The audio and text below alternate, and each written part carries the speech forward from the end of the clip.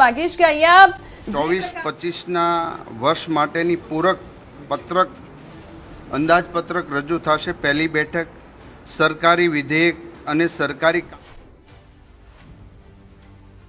બિપિનભાઈ, તમને સવાલ છે કે ભાજપ એવું કહે છે કે અમે કેડર બેઝડ પાર્ટી છીએ, માર્ગદર્શન પણ આપવામાં આવે છે, અલગથી એક સેશન ગોઠવવામાં આવે છે કાર્યકર્તાઓને નેતાઓને ટ્રેન કરવા માટે. તો આ પ્રકારના જ્યારે નિવેદન આવે ત્યારે મતદારોના મનમાં શું ભાવના જાગતી હશે કે તેઓ શું અનુભવતા હશે?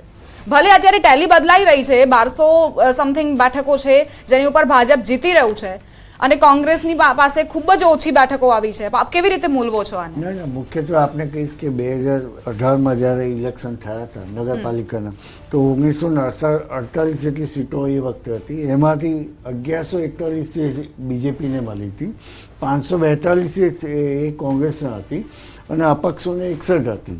હવે અપક્ષોનો જે રોલ છે એ અત્યારે જોવા મળ્યો. એટલે મુખ્યત્વે આપને એ કહીશ કે અપક્ષો 61 અને 542 કોંગ્રેસ, એટલે કે 600 જેટલી બેઠકો એ કોંગ્રેસ અને અન્યને મળી હતી.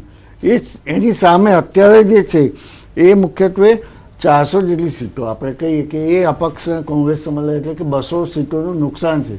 એનો મુખ્યત્વે આપણે એવું થાય કે ભાઈ જે ઉમેદવારો જે કોંગ્રેસને જે છે કે આપણે એક ઉદાહરણ લઈએ કે રાજુલા જે છે એ કોંગ્રેસ પાસે હતી, પરંતુ હાલમાં જે છે તમામે તમામ વોર્ડ બેઠકો એ બીજેપી પાસે હતી.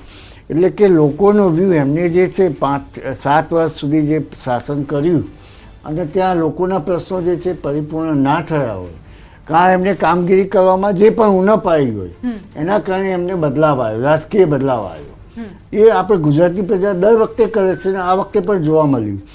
રહ્યું એ કે જે રાજકીય લોલાપણું, જે લોલચ, એટલે એમને લાલચ આપીને હવે એ અંગેના જે છે કે પીઆરએ એટલે કે જે એના કાયદા પ્રમાણે જે છે ચૂંટણી પંચ અંગે સમક્ષ તમામે જે છે એ જે તે સમય સાથે એવિડન્સ સાથે જે પણ જે છે એ ફરિયાદો કરે તો એનું નિરાકરણ આવતું હોય. ભલે એ 5% આવે કે 10% આવે, પરંતુ એ ફરિયાદો કન્વર્ઝન થતી હોય. પરંતુ એ આપણે જોઈએ કે એવું એક પણ ઇલેક્શન ચૂંટણી પંચે જે છે રદ નહીં કર્યું. અને બીજું જ્યાં જ્યાં રીકાઉન્ટિંગની જે છે એ પ્રોસેસની માંગણી કરી ત્યાં પણ એમને જે છે આપણે રિઝલ્ટો જે છે સાણંદમાં મુખ્યત્વે કહીશ કે કોંગ્રેસના ત્રણ જે છે રિઝલ્ટો કન્વર્ટ થયા. એ બહુ મોટી બાબત છે. એટલે હું ચૂંટણી પંચ સમક્ષ જો એ ગયા હોય અને એમને જો એ પણ સમય સાથે એમને ભારપૂર્વક રજૂઆતો એવિડન્સ સાથે કરી હોય, કાયદાકીય હોય, તો મને લાગે ચોક્કસપણે રજૂઆત થઈ હોય તો એનું નિરાકરણ થયું હોય. પરંતુ એવું થયું નહીં હોય, કારણ કે સંગઠન આ જે છે મુખ્યત્વે કોંગ્રેસના સંગઠન એની જે ગામડી સુધી જે આપે કીધું કે એક બાજુ બીજેપીમાં સંગઠનમાં જે મિટિંગો થવી, જે તે જિલ્લા, તાલુકા, નગરપાલિકા તમામની મિટિંગો અને એનું જે છે લોકો સુધી પહોંચવું, આ જે છે એટલે બંને પક્ષો માટે આ ચૂંટણી બહુ ખરાબ છે. બીજી રીતે હું કહીશ કે જે વોટિંગ ઓછું થવું અને એમાં મહિલાઓનું વોટિંગ ઓછું થવું એ 2027 માટે જો એ ધ્યાન નહીં રાખે તો જેમ આપણે દિલ્હીમાં જોયું કે ભાઈ મહિલાઓનો વોટ જે છે એ કિંગ મેકર બનતો હોય, એવી રીતે ભવિષ્યમાં ગુજરાત માટે પણ જે મહિલાઓનું વોટિંગ કિંગ મેકર બનશે. અને જો ધ્યાન નહીં આપે તો બંને પક્ષોએ એનું જે છે એ 2027માં જોવાનું રહેશે. પરંતુ હાલમાં જોઈએ તો શાસક પક્ષ માટે એમને જે પણ એટલે કામો કર્યા છે એના કારણે જ લોકો જે છે વોટિંગ કરીને એમને છૂટ્યા છે. એટલે એના બાબતે બીજું કંઈ આપણે અત્યારે તો જે અહીંયા જે જનતાનો એટલે વોટર્સનો મિજાજ જ આપણે જોવાનો રહે. એટલે એ કોંગ્રેસે જે છે સ્વીકારવું રહ્યું, એમને મનોમંથન કરવું રહ્યું. જી બિપિનભાઈ, સ્થાનિક સ્વરાજની ચૂંટણી એ લોકશાહીની તાલીમ શાળા ગણવામાં આવતી હોય છે અને મુખ્ય મુદ્દાઓ આમાં જોડાયેલા હોય છે. અહીંયા આ વખતે ઘણી બધી લાલચ આપવામાં આવી. એક તો આપણે મકાનની વાત કરી, બીજી એવી પણ ઘટનાઓ સામે આવી કે જ્યાં દારૂનું વેચાણ કરવામાં આવ્યું, દારૂ લોકોને આપવામાં આવ્યો. એટલે આ બધી ઘટનાઓથી સવાલ એ થાય કે શું આ ચૂંટણીમાં વિકાસના મુદ્દા ખૂટી પડ્યા હતા, શું કામકાજના મુદ્દાઓ ખૂટી પડ્યા હતા અને એટલા માટે આ પ્રકારની નીચી રાજનીતિ કરવી પડી? ના, આ એટલે કોંગ્રેસ જ્યારે હતી શાસનમાં ત્યારે પણ આ જોવા મળતું હતું. બીજેપી તોય અને બીજું ગામડી ઇલેક્શનો, એટલે કે આ મુખ્યત્વે એટલા માટે ખાસ કહી કે એમાં જાતિવાદ અને જે અન્ય જે છે એ અન્ય વસ્તુઓ જે છે એ થતી જ હોય છે, એમાં કોઈ નવું નથી. આ તમામ ઇલેક્શનોમાં એ પછી લોકસભા હોય, રાજ્યસભા હોય, આપણે રાજ્ય કક્ષાનું હોય, એમએલએનું હોય, એમપી હોય કે જિલ્લા પંચાયત, એ તમામમાં જે છે પ્રલોભનો જે છે એ કે બીજી રીતે આગળના દિવસોમાં બધા તમામ પક્ષો આપતા જ હોય છે, એમાં એ કંઈ જી નવું બિપિનભાઈ, નથી. આપ આપની વાત પૂરી કરશો. એક મહત્વપૂર્ણ સમાચાર જૂનાગઢ મહાનગરપાલિકાને લઈને મળી રહ્યા છે. 48 બેઠક જે ભાજપના કબજે ગઈ છે, 48 બેઠક પર ભાજપે વિજય પતાકા લહેરાવી છે. કોંગ્રેસની વાત કરીએ તો કોંગ્રેસ એક બેઠક પર, માફ કરશો, અપક્ષ એક બેઠક પર જીત્યું છે. જૂનાગઢ મનપામાં ભાજપની ભવ્ય જીત થઈ છે. 60 બેઠકો પૈકી 48 બેઠકો પર ભાજપનો ભગવો લહેરાયો છે, તો 11 બેઠક પર કોંગ્રેસને જીત મળી છે અને એક બેઠક પર અપક્ષની જીત થઈ છે. આ પ્રકારના સમાચાર જૂનાગઢ મહાનગરપાલિકાને લઈને પ્રાપ્ત થઈ રહ્યા છે. જી બિપિનભાઈ, મુખ્યત્વે ગ્રામીણ વિસ્તારમાં જે છે એ આપણે જે એગ્રીગેશન એટલે કે ખેડૂતો જે છે, ખેડૂતો SC ST OBC, અને આ વખતે તો મુખ્યત્વે એ પણ પોઈન્ટ હતો કે જે 27% જે OBCની જે સીટો જાહેર કરી એનો ફાયદો કોંગ્રેસ જો ઉઠાવી શકી હોત તો આ પરિણામો જે છે એ આખા જુદા જ હોત, 2015 જેવા મળી શક્યા હોત. પરંતુ એમનો જે છે કે લોકો સુધી પહોંચવું, કન્વર્ટ કરવા વોટો, એમાં જે છે સક્ષમ ના રહેવાને કારણે આજે જે છે એ બીજેપીને એનું કારણ બીજો કોઈ પક્ષ જ નથી. નો ડાઉટ આપણે જે જોયું કે કુતિયા અને રાણાવાવ ત્યાં આખી પરિસ્થિતિ જુદી થઈ. ત્યાં આગળ આપણે જોઈએ કે ભાઈ કાંધલ જાડેજા એનું આખું જે છે તે MLA તરીકે પણ સક્ષમ છે, ત્યાં લોકલ પણ સક્ષમ છે. એવી રીતે જે કોંગ્રેસના જે ધારાસભ્યો છે એ પોતાના જિલ્લામાં અને પોતાની સીટો ઉપર જો એમને કાબુ મેળવ્યો હોત, એટલે આને એમને જે પ્રયત્નો કર્યા હોત તો મને લાગે આજે આ પરિસ્થિતિ ના હોત.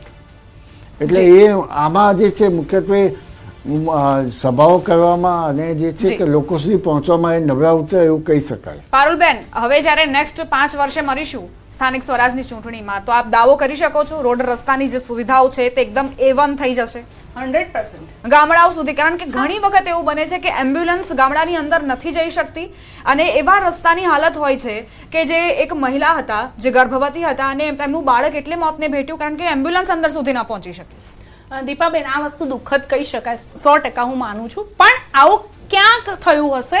બાકી મોટા ભાગે આપણે ગામડાઓમાં હું પણ ટ્રાવેલ કરું છું, બધી જગ્યાએ ક્યાંક કોઈ જગ્યા ઉપર રોડ રસ્તાની હજી કમી છે તો એ અમે તમને પ્રોમિસ આપીએ છીએ કે આવતા 5 વર્ષ પછી જ્યારે મળીશું અહીંયા જ ડિબેટ કરતા હશું ત્યારે જોઈશું કે રોડ રસ્તાની આપણી કયા લેવલ ઉપર આજનું આપણું રેન્કિંગ, રોડ રસ્તાનું આખા ઇન્ડિયાનું રેન્કિંગ ક્યાં પહોંચ્યું છે એ પણ જોવું રહ્યું ને.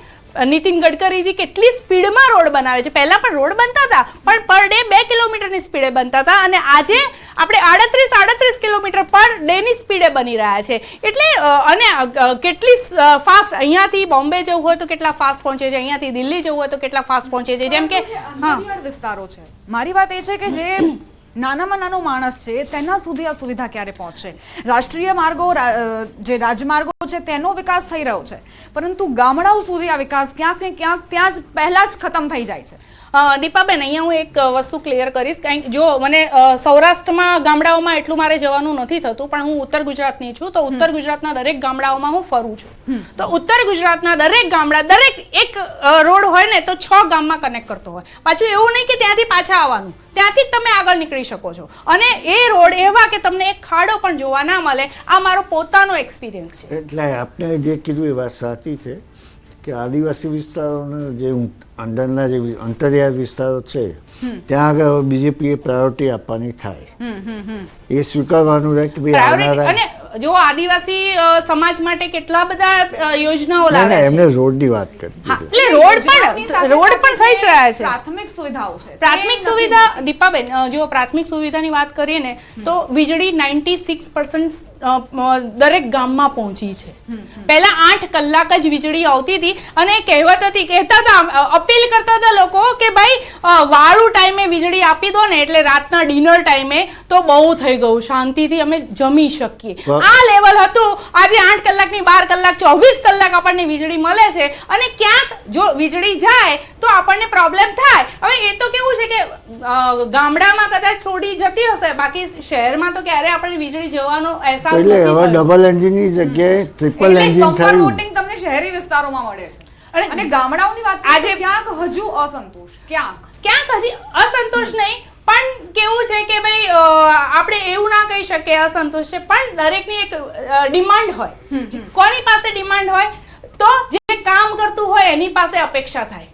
જે કામ જ નથી કરતું એની પાસે અપેક્ષા થવાની જ નથી. હવે જે ડબલ એન્જિનની જગ્યાએ ટ્રિપલ ટ્રિપલ એન્જિન એન્જિનની સરકાર થાય આવવાની છે. તો એ જે એટલે છે કે તમારી માટે તો મુખ્યત્વે મોકળું મેદાન છે કામ કરવાનું. તો અને અમારા ગામડાઓ સુધી વિકાસ પહોંચાડવાનો. દીપાબેન, તમે જોયું હશે કે ભાઈ અમારા ભારતીય જનતા પાર્ટીના કાર્યકર, કરોડો કાર્યકર છે, આખી વર્લ્ડની સૌથી મોટામાં મોટી પાર્ટી છે, અને કરોડો કાર્યકર્તાઓ રેગ્યુલર બેઝિસ 365 દિવસ 24/7 ગ્રાઉન્ડ લેવલ ઉપર કામ કરતા હોય છે. એ તાકાત છે કોંગ્રેસના કાર્યકર્તાઓ કરીને બતાવે. અમે તડકાઓમાં ફરતા હોઈએ છીએ અને ડોર ટુ ડોર જઈએ છીએ, ડોર ટુ ડોર યોજનાઓ લઈને જઈએ છીએ, અમારા રથ ફરતા હોય છે. એટલે એ તાકાત છે અને એના જ કારણે અમે લોકો વોટ દિલથી માંગીએ છીએ અને હકથી માંગીએ છીએ અને હકથી લોકો અમને વોટ આપે છે. આ છે અમારું ભારતીય જનતા પાર્ટીનું સંગઠનનું નેટવર્ક. માઇક્રો મેનેજમેન્ટ જો કોઈએ કર્યું હોય ને તો અમારા માનનીય પ્રદેશ પ્રમુખ CR પાટીલ સાહેબ, જે કેન્દ્રીય મંત્રી છે, એમને માઇક્રો લેવલે મેનેજમેન્ટ કર્યું છે. અને એક બૂથ લેવલ પેજ પ્રમુખ સુધી બનાવેલા છે. અને પેજ પ્રમુખ ખાલી બનાવવા ખાતર નથી, એ દરેક પેજ પ્રમુખની અંદર જે યાદી હોય ને એના સુધી લોકો પહોંચે છે. એ મહત્વનું છે. અને આજે એનું રિઝલ્ટ જ આજે જે દેખાય છે ને